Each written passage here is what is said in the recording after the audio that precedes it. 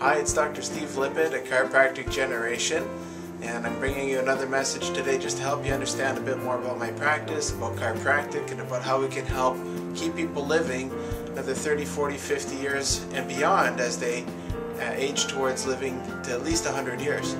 And so in the 100-Year Lifestyle, we've talked about the possibilities that people have in the future, and how chiropractic does that is taking a look at the spine. And I talked briefly before about why the spine is so important, and I'll just go over that again. And basically we have your brain here and your spinal cord, and the brain and the spinal cord are what transmit or send signals from your mind to every single cell and tissue of the body. It goes nice and smooth like this all the way up and down. Unfortunately, it can be injured, and when it's injured, that's what chiropractors call a subluxation. And those subluxations can exist without any pain whatsoever, because nerve root compression can exist without pain. And so if that injury is there, chiropractors are trained and designed to look and find and correct any of those interferences.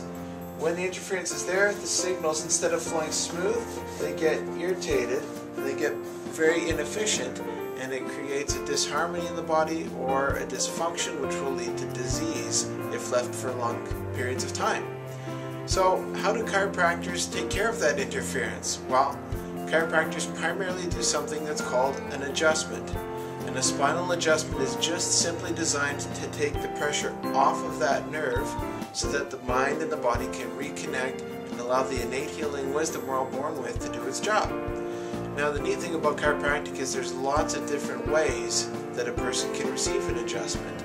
Most chiropractors will do some sort of manual adjustment where they use their hands on the person's spine and then very gently use a force to release tension and increase the mobility and movement of the body so that those nerves have a greater room or more ease that they can flow the signals through.